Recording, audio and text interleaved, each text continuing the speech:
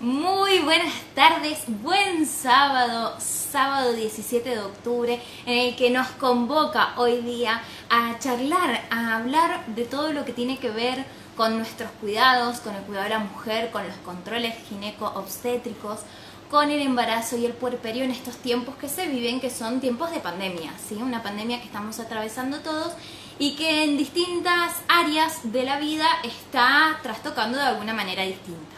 Pero hoy vamos a poder conversar con el doctor Fernando Vera, gineco-obstetra, un médico maravilloso, especialista en la gineco-obstetricia y que se desempeña en dos hospitales muy importantes de nuestra provincia, de la querida provincia de Mendoza, en donde se trabaja y son maternidades muy importantes, no solamente en la provincia, sino también en la región y sobre todo en el ámbito público, ¿sí? En el Hospital Lago Mayore, así que vamos a tener la grata presencia de él. Y se nos ocurrió poder trabajar este tema, no solamente porque es un tema que convoca a muchas mujeres, en donde estamos muchos atravesando este proceso, sino también porque estamos en un mes sumamente importante, en un mes en donde se concientiza y se trabaja acerca de la prevención del cáncer de mama, y sobre esto también vamos a hablar. Y además, porque mañana ahí lo tenemos cerquita, es el Día de la Madre, y qué mejor que regalarnos una buena charla para hablar, para concientizar, prevenir y sobre todas las cosas para tener un espacio de escucha. Ya está Fernando con nosotros, lo vamos a invitar a unirse para empezar esto que hoy día cuando hacía la difusión, Madre Santa, dije, ¿no? ¿Cuánto que tenemos para hablar? Así que ustedes vayan haciendo las preguntas, vamos a ir captando y vamos a tratar de responder todo lo que podamos para que ustedes se empapen de información. Acuérdense que la información es poder y sobre todas las cosas la idea es que siempre estés bien informada, que te saques tus dudas y sobre todas las cosas que sepas que tenés que confiar absoluta y plenamente en el médico con el que te estás tratando. A ver, Fer, si se conecta, ahí le mandamos la invitación. Hola Yani, hola Gise. Ahí veo que se han ido sumando algunas personas. Le hemos mandado la invitación.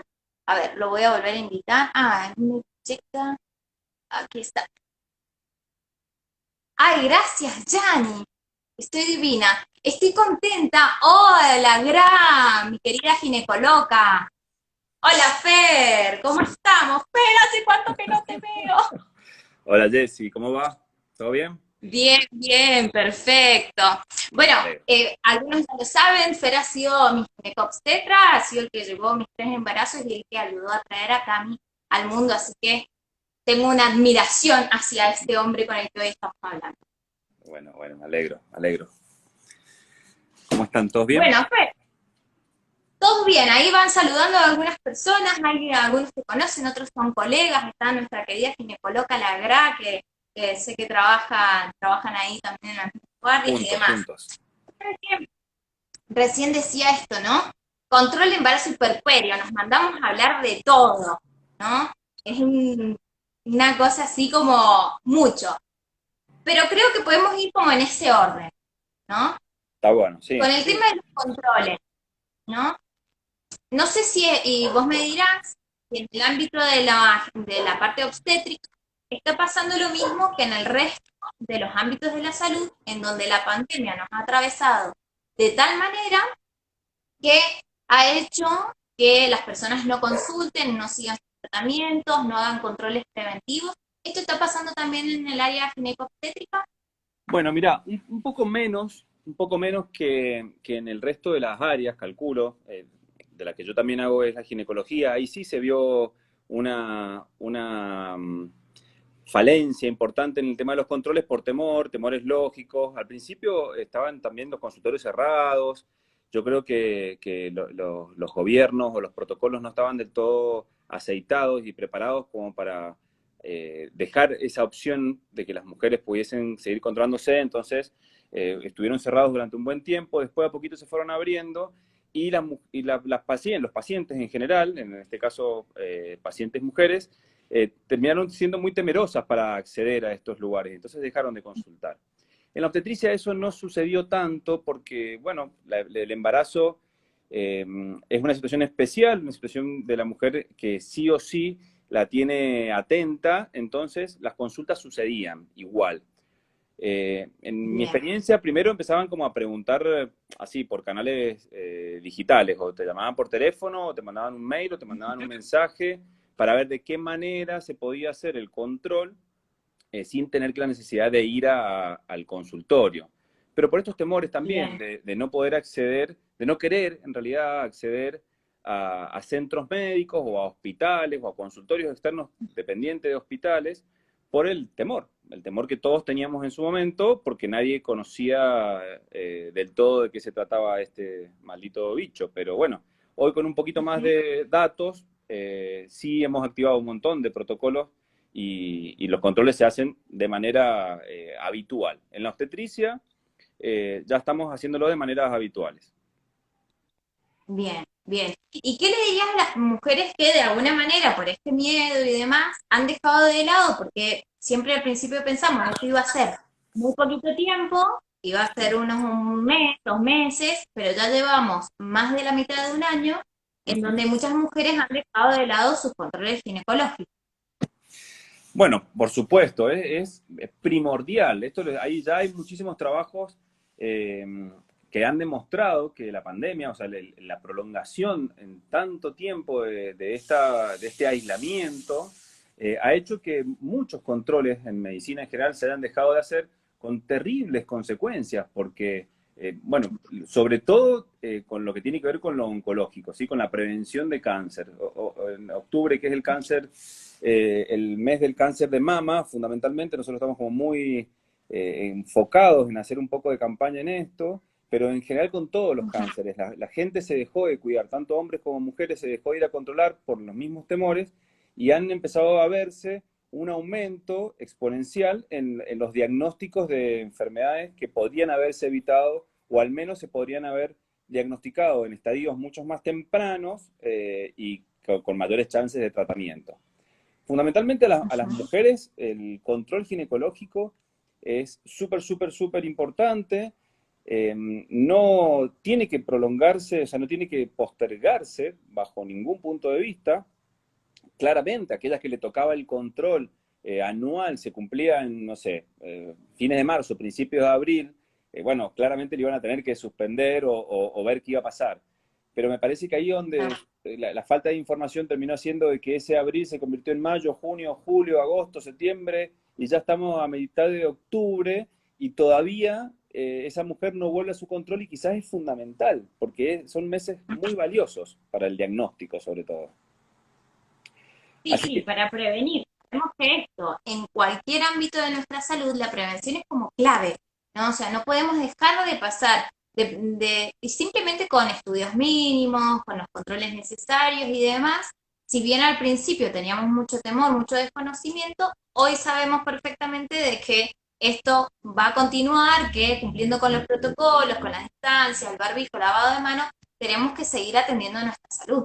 Es tal cual. clave y sobre todo estamos en este mes donde se previene y se habla mucho del cáncer de mama, pero convengamos que no es octubre el mes que las mujeres tenemos que cuidarnos, sino durante todo el año y atendiendo a nuestro organismo. Pero ya que estamos en este mes y trabajando acerca de esta prevención y de concientizar sobre el cáncer de mama, sabemos que atendido a tiempo y diagnosticado, como vos decís, a tiempo, se puede prevenir y hay un 80% menos de riesgo de que esa persona fallezca, Tal ¿no? cual, tal cual, tal Entonces, cual. qué importante es realmente el estudio previo. Sí, sí, hay una cosa que me parece importante también para poder ir desmitificando estas cuestiones de los hospitales y de los consultorios médicos, porque el denominador común de la gente es pensar consultorio médico igual enfermedad, ¿sí? Y no es así, no siempre es así, por dos cosas básicamente. Primero porque el consultorio médico o los hospitales en general no solamente sirven para curar enfermos, sino también sirven para esto que decís vos, para la prevención, ¿sí? Ahí concurrimos también para ver cómo estamos, para hacernos chequeos y de eso se trata la prevención.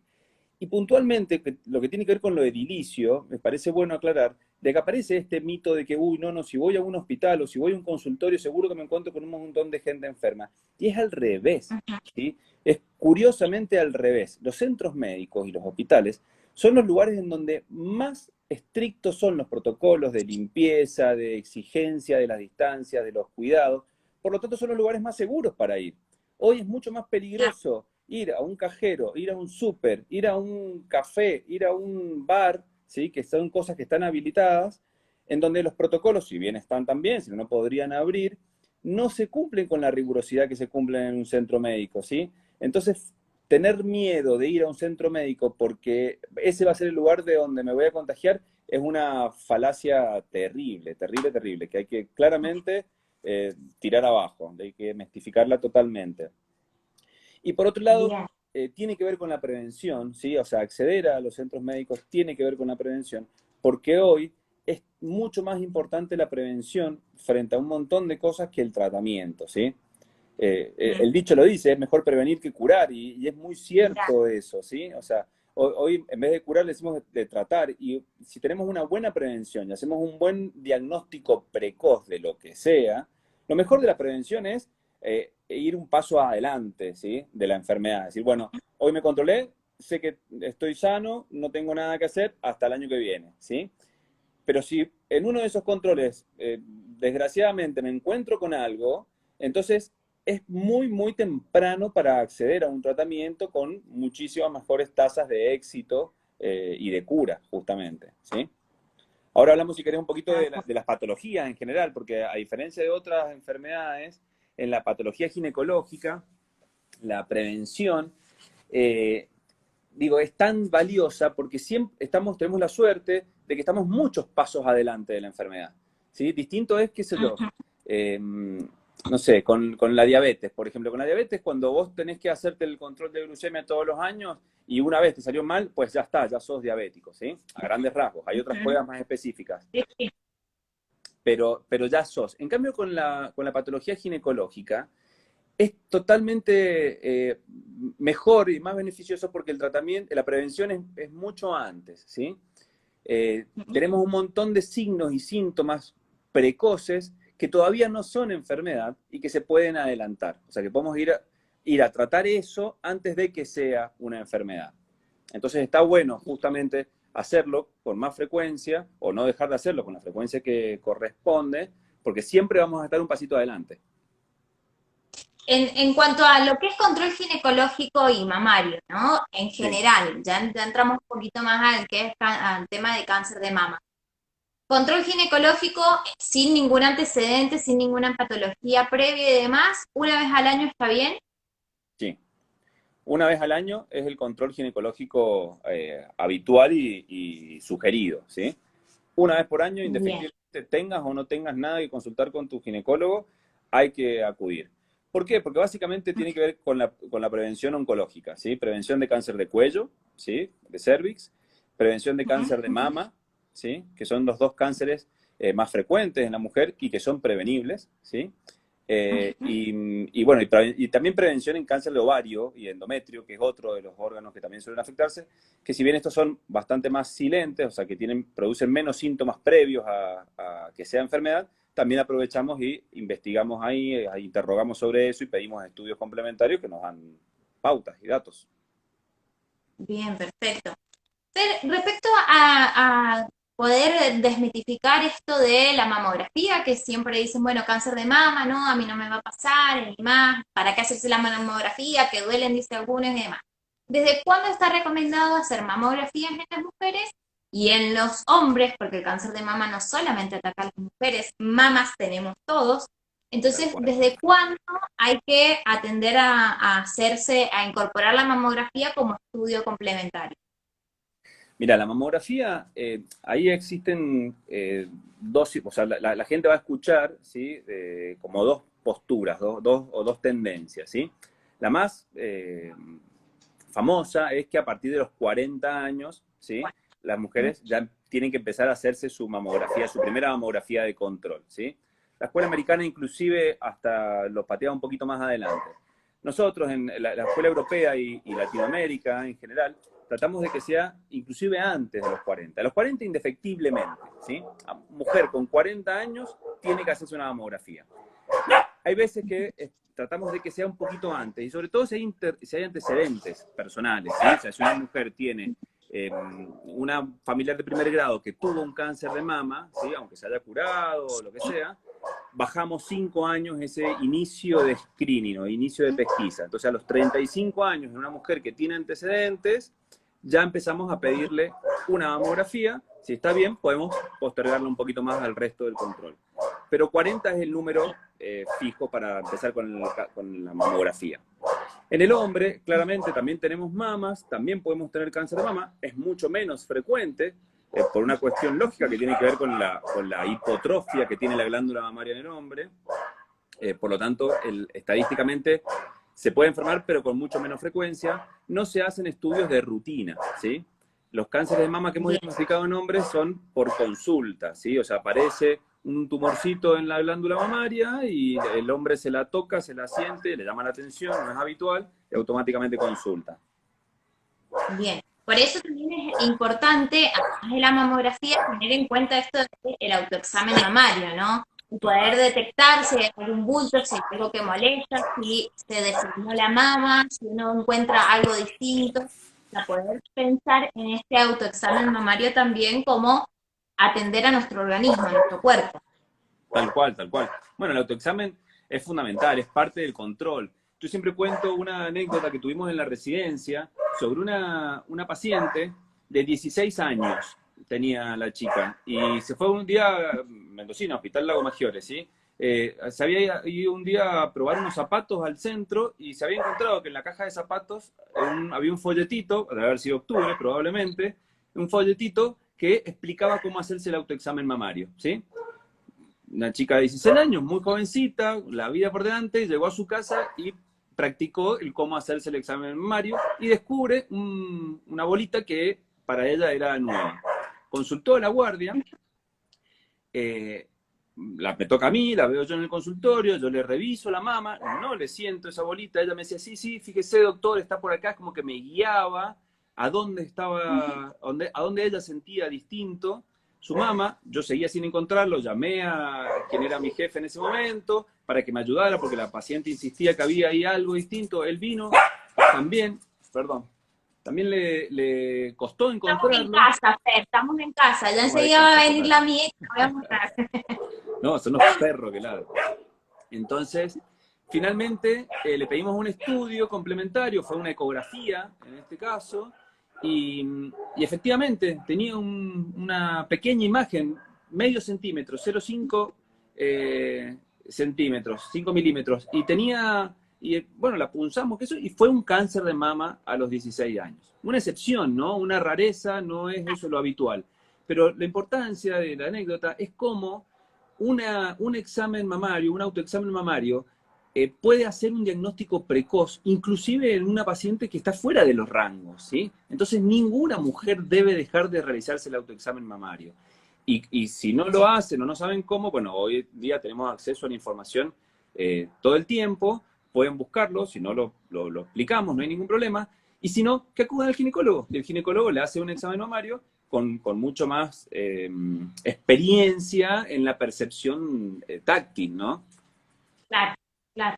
Bueno, qué impresionante y qué interesante es esto de la información, de poder compartir información fiel, de poder hacer difusión también. Hoy en día tenemos la posibilidad de, a través de las redes sociales, llegar a muchas personas, pero esto, ¿no? Un papelito que una persona atiende y simplemente con un autoexamen mamario a los 16 años, ¿quién lo va a pensar y hacer? Qué fabuloso, qué buena anécdota. Em, Contame, Fer, ya que por supuesto los controles en el embarazo han seguido, imagino he acompañado a algunas mamás que estuvieron en este proceso de pandemia, en este proceso de cuarentena, tuvieron a sus propios hijos, otras que están atravesando embarazos y que no saben con qué se van a encontrar. Hay mucha duda, mucho temor por el tema del hospital, de si las maternidades están aisladas. ¿Cómo se está manejando toda esta situación en los hospitales, en las maternidades? Bien. Les comentaba a la gente que sos parte de una de las maternidades más importantes de Latinoamérica, que es la del Hospital Lago Mayores, y también de un hospital privado, que es muy importante aquí en Mendoza. ¿Cómo se ha desarrollado? ¿Cómo han podido trabajar separando todo el contexto COVID? Sí, mira, fue como todo. Al principio no sabíamos mucho cómo iba a resultar hasta que a poquito fuimos recabando información y copiando un poco lo que hacían las maternidades de Europa. Y Ujú, finalmente fue muy sencillo, no era muy difícil. Una vez pasado esta ola de temor, las maternidades fueron fácilmente adaptables. Primero por dos cosas. La mujer embarazada por suerte, al igual que los niños, son oligoasintomáticas, o sea, tienen muy pocos síntomas si son positivas de COVID, ¿no? Por lo tanto, cuando el diagnóstico se hace, hoy en día tenemos acceso a hacer diagnósticos precoces de COVID todo el tiempo, y no tienen patología asociada, o sea, no cursa su embarazo con alguna otra complicación, como sí pasa en los grupos de riesgo, ¿sí? Entonces, ujú. eso hace de que las maternidades de por sí ya estén preparadas para atenderlos. La única cosa importante que tuvimos que hacer fue adaptar los espacios para que no sean compartidos, ¿sí? O sea, si Bien, tenemos una paciente embarazada, COVID positivo, ¿sí? Lo que hacemos es ponerlas en un sector distinto a las pacientes embarazadas que son COVID negativo. Pero para simplemente evitar el contagio que igual haríamos en cualquier otro lado, ¿no? En un hospital. También lo haríamos bien, en la calle, ¿sí? sí, sí. Entonces eso fue como bastante más sencillo de resolver. Porque inicialmente no es difícil, ya no existen más las habitaciones compartidas, ¿sí? En los hospitales donde habían habitaciones compartidas, pues ya, sobre todo en la parte privada, no sé, ya no hay más, son todas habitaciones individuales. En la parte pública, donde la demanda es muy grande, son muchas las pacientes y no hay forma de hacer habitaciones privadas para todos, se dividen por áreas, ¿sí? Entonces sí tenemos identificado en el lago toda una maternidad COVID y por otro lado una maternidad no COVID, por decirlo de alguna manera, ¿sí? En internación. Las salas de parto y los quirófanos son los mismos con los protocolos de limpieza habitual que se hacen en cualquier otro lado. Pero hoy en Bien. día, Déjame, sí, sí, sí, decime.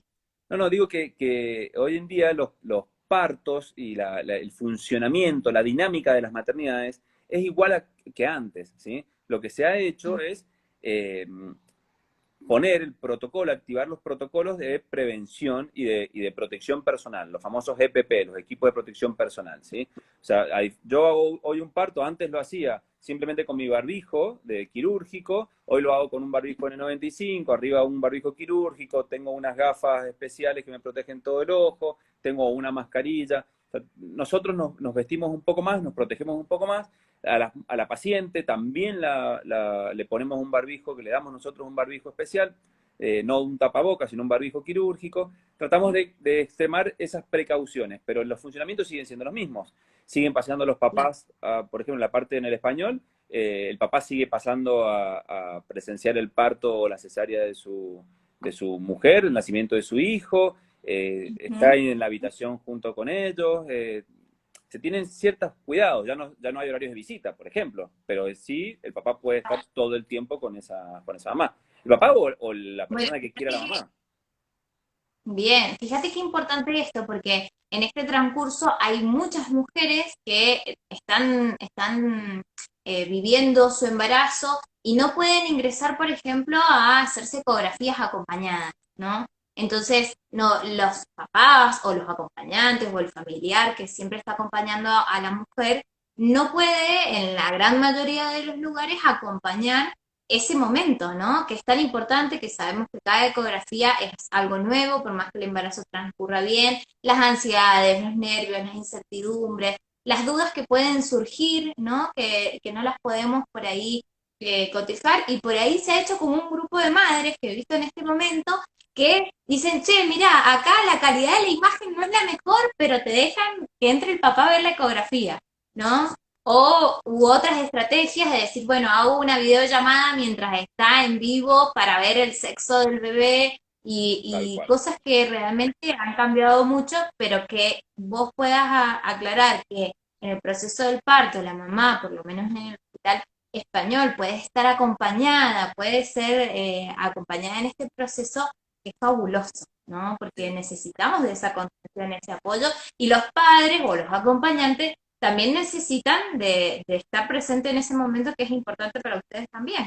Por supuesto que sí. Con lo de las eco pasa eso.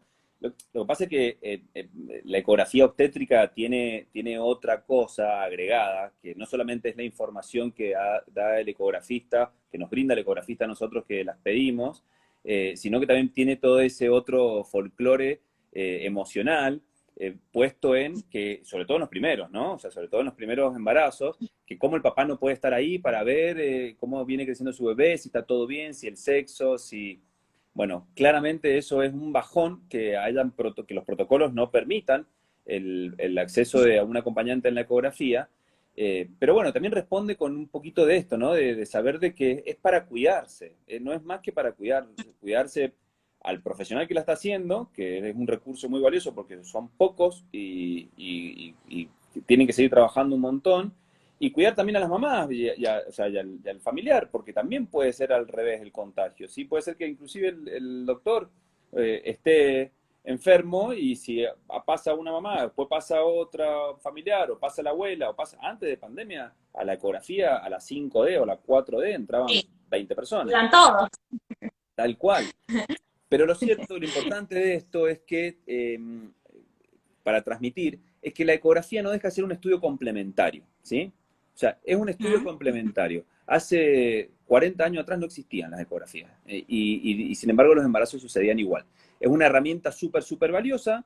Para nosotros nos ha permitido avanzar enormemente en los diagnósticos, en las prevenciones, en un montón de cosas, ¿sí? Pero es un estudio en el cual realmente el único importante ahí es el feto, ¿sí? Con su mamá, por supuesto. ¿Mm? Por lo tanto, el familiar eh, tiene que, hasta que esto mejore, resignar ese momentito de estar ahí con estas herramientas que decís vos, muy bien, en realidad, poder hacer una videollamada, poder grabarlo, poder filmarlo, poder hacer algo. Hay institutos que están poniendo pantallas afuera, en las salas de espera, para poder transmitir la ecografía, lo mismo que está viendo la mamá adentro, afuera, digamos, para poder Ah, hacer qué esas bonito, cosas. no lo sabía.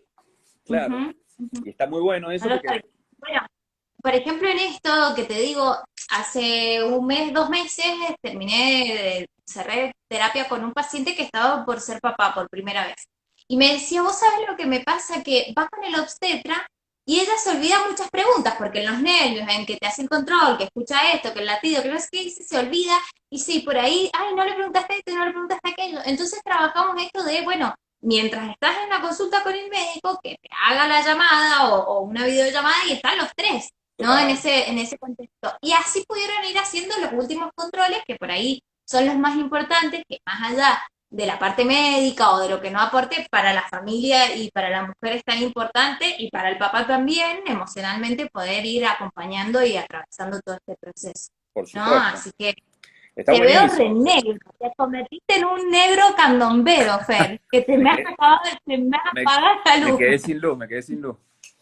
te quedaste sin luz, te vino la noche. Sí, Em, de alguna forma quería destacar algo de lo que decías al principio, ¿no?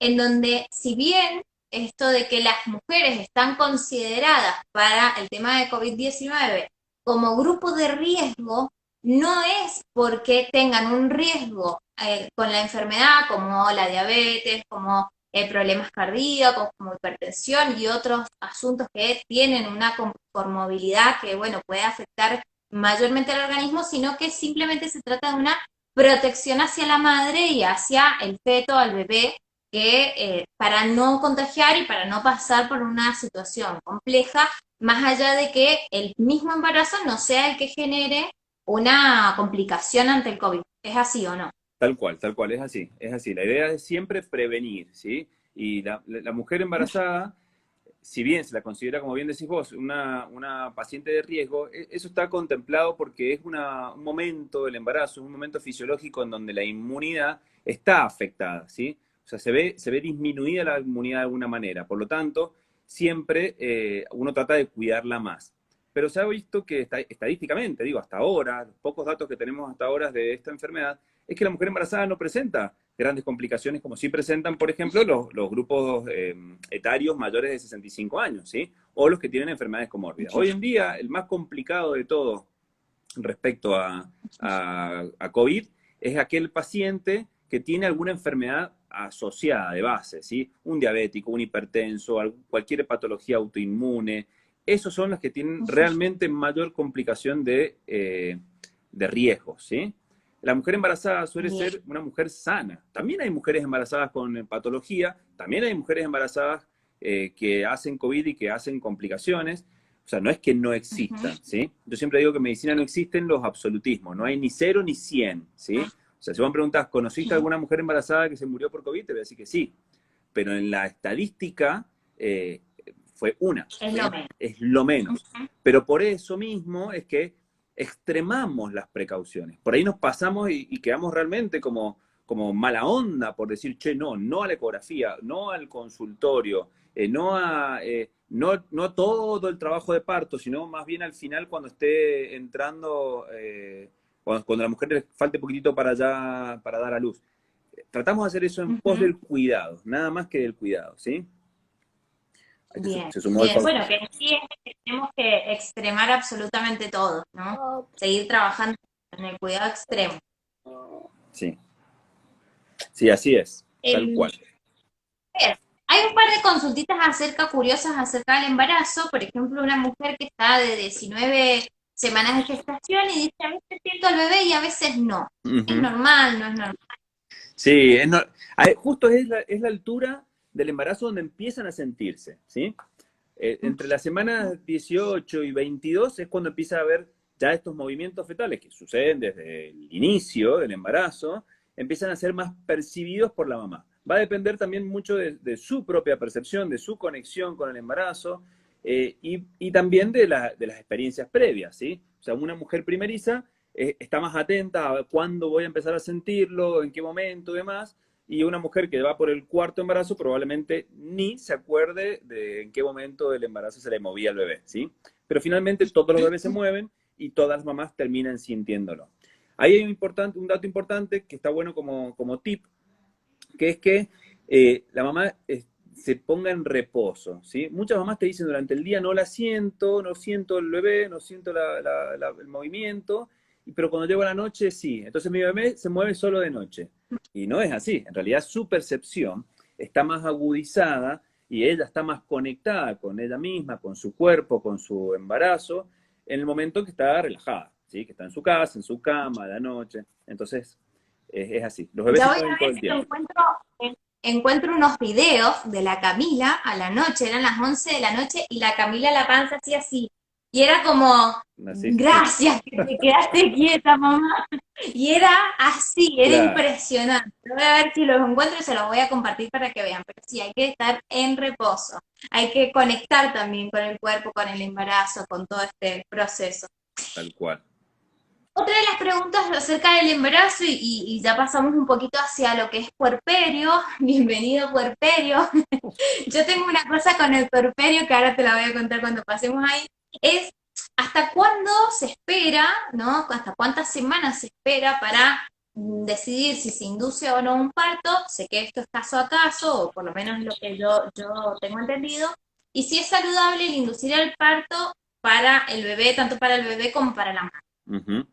Mira, lo que se hace es tratar de esperar de que sea, salvo situaciones puntuales, como decías vos, ¿sí? O que una mamá desee otra cosa y que ese deseo no ponga en riesgo ni su vida ni la vida de su bebé, o la salud suya y la de su bebé, lo ideal es esperar hasta la semana 41, ¿sí? Ese es como el tope máximo. Semana 41 el bebé tiene que salir, y tiene un porqué. De hecho, antes era las semanas 42 y, claro, era hasta las 42 y justamente con los estudios un poco más estadísticos y multicéntricos en todo el mundo, bajamos ese número hasta las 41. Pero claro, pasa que termina siendo un número un poco aleatorio, porque uno no dice, bueno, 41, ¿cuándo es? ¿Con qué ecografía? ¿La fecha de última menstruación? Bueno, ahí hay que hacerle caso al obstetra, que es el quien determina un numerito, ¿sí? Ya sea por la fecha de última menstruación si es confiable, o si no, se guía por la primera ecografía. Nos guiamos por la primera ecografía como la ecografía certera para poder darle una edad gestacional. Y ese número ya no se mueve. ¿Por qué? No importa en realidad si a la semana 27 tenía 27 o tenía 28 o tenía 26. La verdad que nos da lo mismo. Pero no nos da lo mismo, ¿sí? Si cuando llegue la semana 40 van a ser 40 o van a ser 39 o van a ser 41. Entonces el número es súper importante. Y se cuenta por semana, no por meses, si no se hace un lío terrible. ¿Qué Sí, pasa? no, aparte dice, ¿cuántos meses está? Y empezás a sacar la cuenta, no sé. Por ahí Tal me cual. dicen, no, yo sé que yo ya me acostumbré a las semanas y uno es todo un calendario, pero hay un círculo, un gestograma en círculo maravilloso que si van con el doctor Fernando Vera le piden, porque no, en mis embarazos me llevé uno y ahí uno va siguiendo todo el calendario fabuloso. Y si Tal no, cual. lo buscan porque, bueno, hoy en día en internet se... Y Sí, hay un el montón hecho de de inducir aplicaciones y demás. Claro, y entonces, bueno, el hecho de inducir el para parto, terminar la idea, eso te da, lo de la inducción, eso. Cuando llega la semana 40, uno cuando dice la semana 40, porque van a escuchar también de que hay muchos médicos dicen, bueno, no, pero es a las 40, no a las 41. En realidad lo que se hace a las 40 es tener esa semana de las 40 a las 41, según las condiciones de esa mujer, ¿sí? Sobre todo del cuello, del útero, tenemos esa semana para poder ir manejándonos, ¿sí?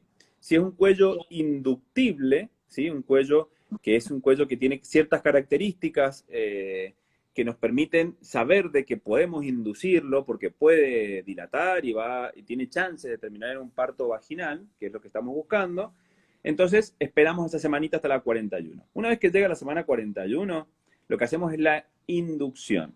La inducción no es más que darle a la paciente de manera exógena, o sea, de manera externa, la mismísima oxitocina que su cuerpo debería estar produciendo y no está haciendo, ¿sí? O sea, la fisiología es tan sabia, ¿sí? Que sabe que llegada a la semana 40, 39, es el término del embarazo, empieza la hipófisis, una glandulita que tenemos en el cerebro, empieza a producir pequeños pulsos de oxitocina.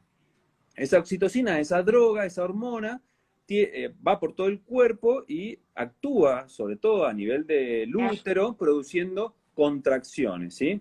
Hace que el útero empiece a contraerse, contraerse, contraerse de manera pulsátil, pausadamente al principio, después un poco más intensa y demás, hasta que llega a entrar al trabajo de parto, ¿sí?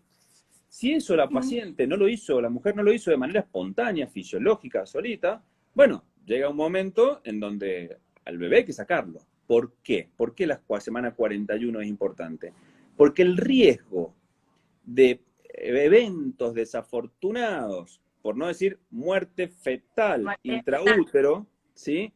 Empieza a suceder a partir de la semana 41. O sea, empieza a ascender exponencialmente el índice de bebés que se mueren adentro de la panza, ¿sí? Entonces, esa situación para nosotros es una tragedia que no somos capaces de concebir por un descuido, ¿sí? Entonces ahí es donde los obstetras nos ponemos un poco rígidos en ir en contra de todas estas tendencias más naturales, de dejar que sea tan natural que hasta la mujer produzca oxitocina a la semana 43.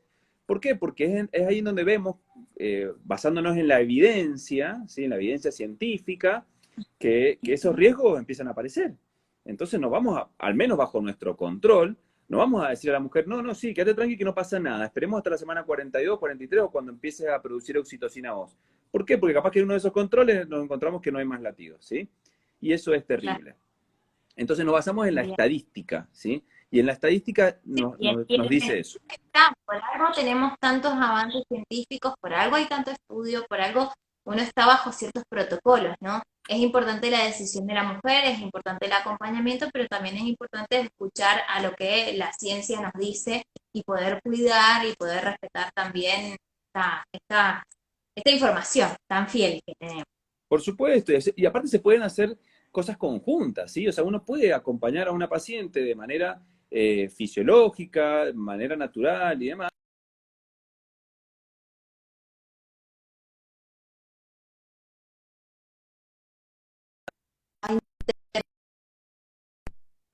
Ahí está, ahí te estoy escuchando.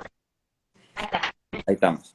Decías que se puede acompañar de todas formas también, en una manera fisiológica a la mujer.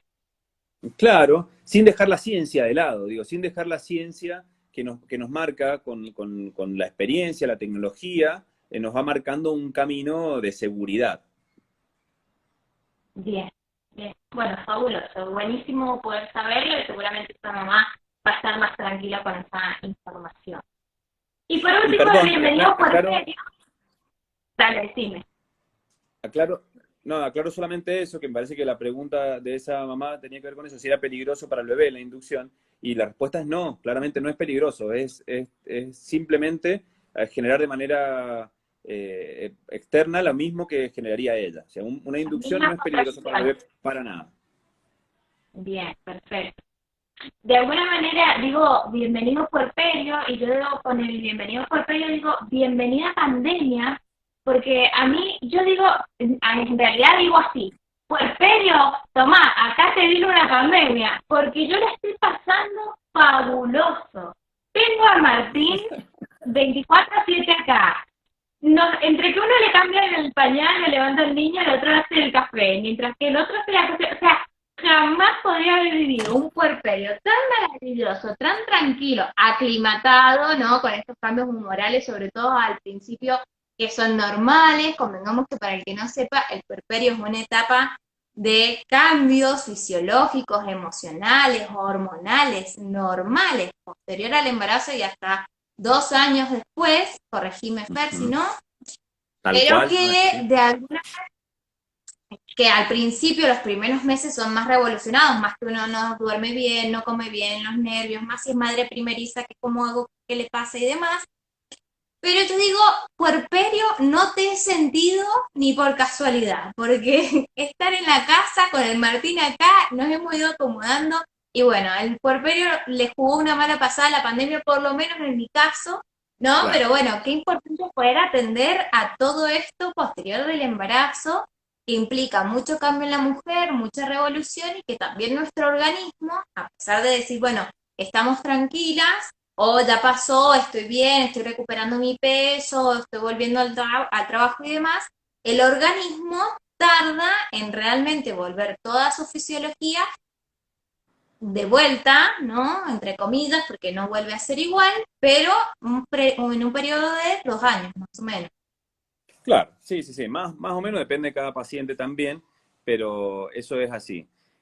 Ahí suceden dos cosas, digamos. Una tiene que ver con la parte fisiológica orgánica, ¿sí? El puerperio, por definición, como esa etapa posterior al parto, desde el punto de vista orgánico, no es tan largo, ¿sí? O sea, la mujer, pasados los 40 días, ya empieza a tener características fisiológicas normales, respecto a que el útero volvió a su tamaño normal, el cuello se cerró, dejó de tener loquios, ya puede retomar su actividad física habitual sin ningún problema, su actividad sexual habitual sin ningún problema. En realidad no hay mucho más desde el aparato reproductor que se haya visto cambios posteriores a eso. Sí desde lo hormonal. Y es aquí donde existe el verdadero cambio, ¿sí? La verdadera revolución en el puerperio no tiene que ver con lo fisiológico, sino tiene que ver con lo psicológico. Y acá la experta en eso sos vos. Yo creo que vos has tenido una muy buena suerte de ser puérpera en pandemia, porque los planetas se alinearon para las pacientes que están Salvando que tratando. no, no te voy a mentir, que el primer mes era, yo salí, mira, yo volví a trabajar el 16 de marzo, y el lunes, y el jueves siguiente se cerró todo. Entonces yo volví a retomar mi vida, mi actividad, ser la psicóloga acá, ir para allá, ¡pum! Se cerró. Y yo dije, Claro, ay, era más libre en los 2 meses primeros, 2 meses y medio primero de la Camila, que claro. en pandemia. Lloraba, ¿y por qué? Y decía, ¿quién trajimos? De acuerdo, mirá, si está Martín que está viendo seguramente, yo decía, Camila, ¿qué mundo te trajimos, Camila? Y yo lloraba y decía, ¿por qué estoy llorando de esta manera? Si no tengo la culpa del COVID, ¿no? Pero decía, ay, hija, ¿dónde te hemos traído? Hubiera, Pero bueno, hubieras llorado exactamente igual sin COVID, porque en realidad no tenía que ver con el COVID, que sí fue todo tenía que ver con la revolución hormonal. tal cual, con el Tengamos en puerperio. cuenta, tal cual, tengamos en cuenta que estos cambios hormonales, ¿no? Las hormonas comandan, desde nuestras glándulas comandan todo nuestro organismo e impactan de manera directa y bidireccional a nuestro sistema psíquico. Entonces, las emociones, siempre digo, están en el cerebro, en nuestro corazón, es una cuestión romántica, e impactan de una manera bidireccional. Entonces, si hay cambios de revoluciones hormonales, van a haber cambios emocionales y psíquicos. Entonces, tenemos que tratar de ir compensando y también, y esto yo siempre lo digo, ir dando cuenta de que, bueno, está bien, es una revolución hormonal, son cambios y demás, pero no me tengo que agarrar y aferrar a eso, una liana y decir, ay, pero es que es el puerperio, porque si no lo prolongamos y realmente hacemos de eso una bandera y tampoco es así, podemos empezar a trabajar todas estas emociones que nos genera esta etapa tan revolucionaria. Tal cual, tal cual. Si es así, por supuesto, cada uno lo va haciendo desde el lugar que puede, con las herramientas que va teniendo. Esto es muy importante tenerlo claro, de saber que se hace lo que se puede, de que todas las mujeres van a pasar por esa situación y que es una situación muy difícil. Vos ahí lo decías, existe toda una cuestión romántica con respecto a las emociones. ¿Me escuchás? ¿Estás? Sí, te escucho perfecto. Ahí está. Existe esta cuestión romántica respecto a las emociones, como que están en el corazón y demás, y en realidad, y por el otro lado también, de como que todo tiene que ver con las hormonas, y no es así, no es del todo así para ninguno de los dos extremos, ¿sí? La cuestión romántica tiñe todo el embarazo, culturalmente la mujer embarazada es la mujer preciosa, es la que está más linda, es la que va a ser mamá y agranda la familia, se reproduce, está siempre ligado con la felicidad, ¿sí? Y nadie, ni nada, les explica a estas mamás que están transitando por este proceso, que sí es verdad que es fisiológico, pero que de alguna manera es nuevo para ellas, porque a todo esto cada embarazo también es nuevo, ¿sí? Tiene su 100% de protagonismo, por más que tenga una experiencia anterior. Nadie les cuenta y les prepara culturalmente en un principio y emocionalmente, familiarmente y hasta médicamente para lo que se viene, ¿sí? Y lo cierto es que el puerperio de todas las etapas del embarazo es la más compleja para vivenciar, para atravesar, porque aparecen dos cuestiones importantes acá. Una, sobre todo con el primer embarazo, es la pérdida de la individualidad. O sea, la mujer deja de ser un ser único, independiente, ¿sí? Para de repente convertirse en dos, ¿sí? En dos, o todos los que vengan después, ¿no? Pero este ser que vino a ocupar parte de la vida, vino para quedarse para siempre, ¿sí?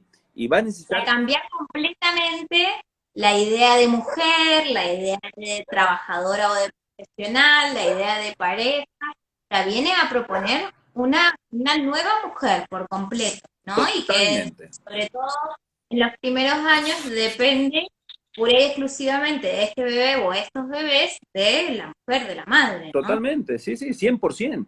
100% depende de la madre. Los padres también acompañamos un montón, por supuesto. Vuelvo a lo mismo, cada caso es un mundo, pero acá la protagonista no deja de ser la mamá jamás, y lo va a hacer para siempre. Entonces ese cambio, pasa eso. Primero, porque nadie te lo ha contado de cómo va a ser. Y aunque te lo hayan contado, finalmente la experiencia tiene que ser personal y la tiene que atravesar indefectiblemente. Y genera un cambio tan importante, que es difícil de asimilar y de llevar adelante de la mejor manera.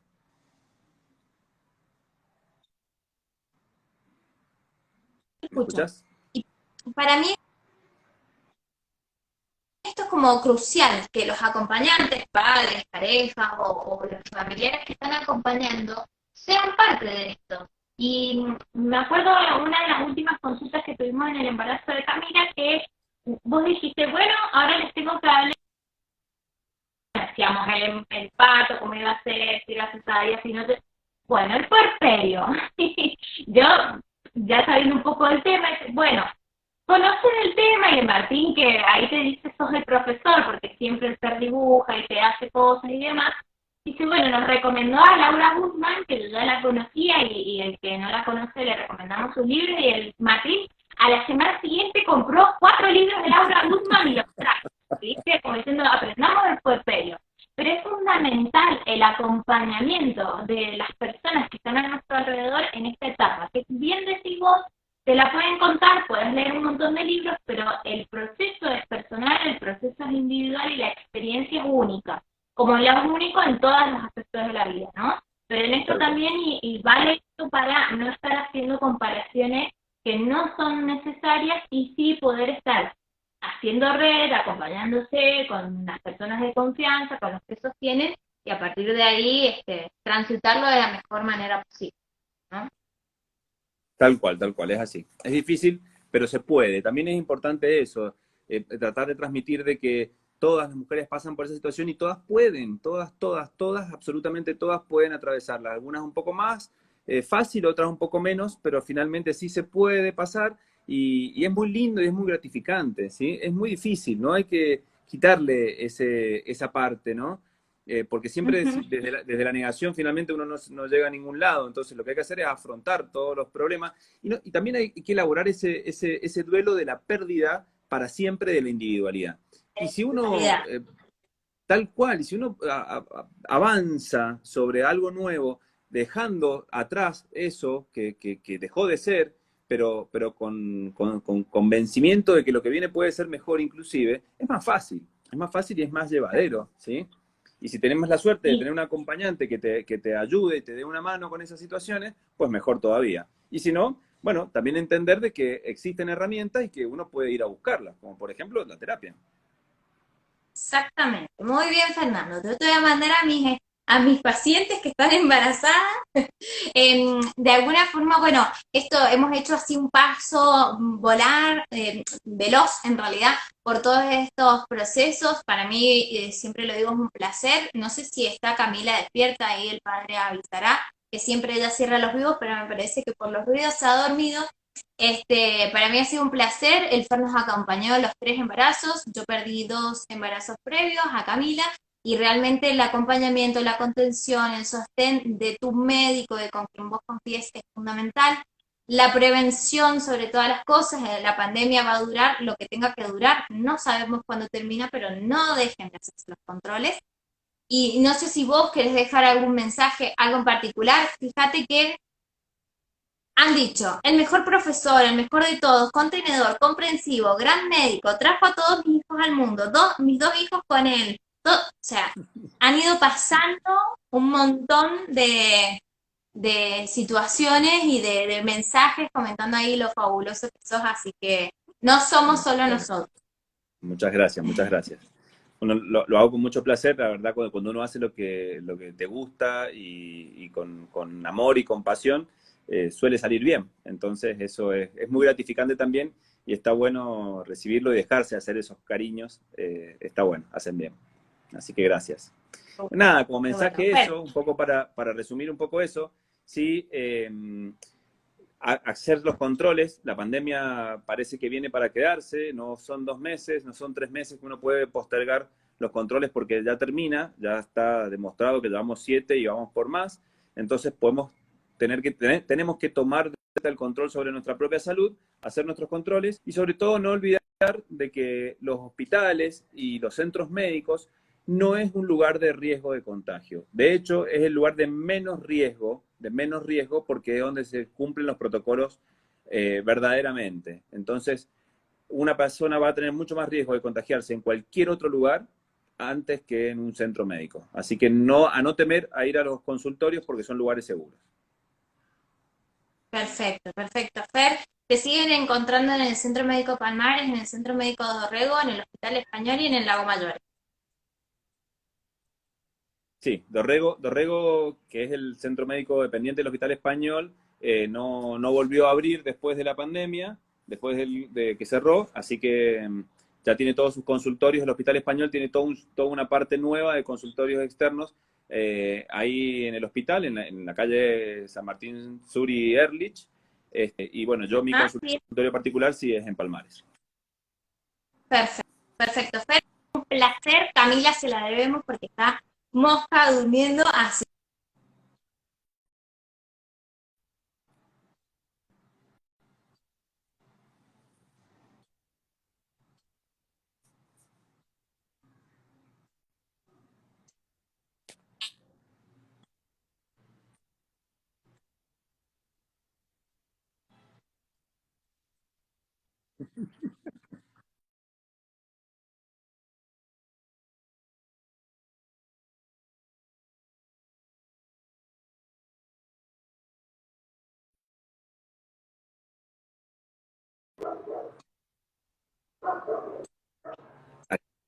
Ahí está.